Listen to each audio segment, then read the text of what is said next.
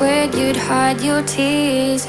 You said you were done searching, we were done hurting, leave those lonely lovers. I made room for you in here.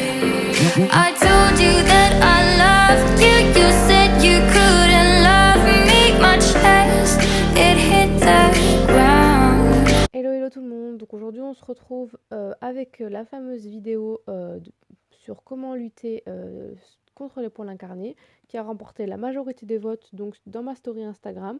Si tu ne me suis pas déjà, je t'invite à nous y rejoindre. Une des étapes importantes c'est de faire un gommage, donc ce qui va permettre d'exfolier votre peau.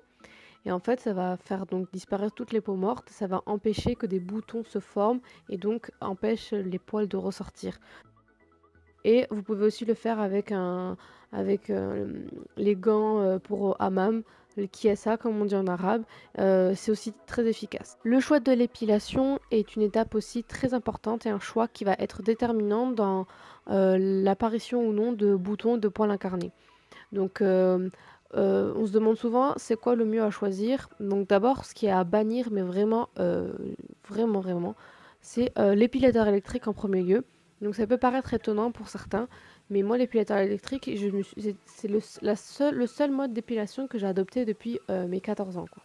C'est vraiment, j'ai jamais rasé, rien du tout, et j'ai toujours fait avec l'épilateur électrique. Mais le problème, en fait, c'est que je me suis aperçue que l'épilateur électrique, en fait, tirait beaucoup trop fort les poils. Et en fait, ça me faisait apparaître des boutons, mais genre instantanément. Et j'ai toujours eu des boutons. Pourtant, je m'épilais, ce n'était même pas rasé. Je m'épilais et ça me faisait quand même des boutons. Donc pour moi, moi, j'ai complètement arrêté. Et depuis, ma peau se porte très bien. Le rasoir, c'est vraiment le pire mode d'épilation pour moi, c'est parce qu'en fait ça va venir juste couper votre poil, ça va pas du tout l'arracher. Du coup le poil va rester sous la peau et du coup c'est encore pire. Ça va vraiment encore plus de boutons et encore plus de poils incarnés, donc c'est vraiment à bannir. Et pour moi, la solution qui a vraiment tout changé au niveau de l'état de mes jambes et des poils incarnés, c'est quand j'ai adopté l'épilation à la cire. Donc moi, j'ai opté ces derniers mois pour la cire professionnelle avec l'appareil donc, que vous voyez sur cette photo-là. Donc c'est une cire donc vous achetez l'appareil qui coûte à peu près une trentaine d'euros. Ensuite, il y a des bandes comme celle que je vous montre qui, je crois, coûtent moins d'une dizaine d'euros. Il y en a 250 dedans, donc ça dure très longtemps.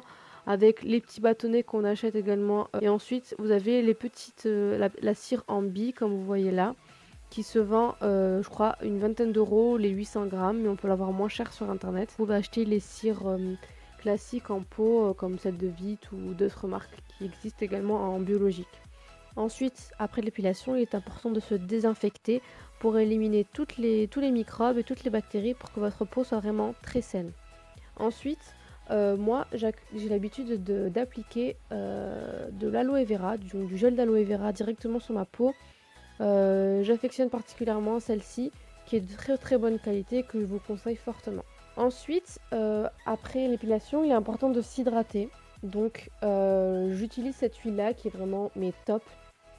Je vous la montre vraiment parce que la dernière fois, je l'ai testée pour enlever les restants de cire qu'il y avait sur ma peau et c'était vraiment génial. Elle est vraiment top. Et en plus, elle est anti-repousse, donc vraiment rien à dire. Donc ça, c'était au niveau de l'épilation en général. Donc moi, je m'épile une fois par mois. Mais ce qui est vraiment très très important au quotidien, vraiment tous les jours, c'est de s'hydrater. S'hydrater la peau, que ce soit des jambes ou du reste du corps. J'ai testé ces deux crèmes là et c'est, on va dire, des coups de cœur. Donc j'ai quand même une préférence pour la crème Palmer's à la noix de coco, qui est très fluide et très agréable au niveau de l'application et qui se pénètre très rapidement.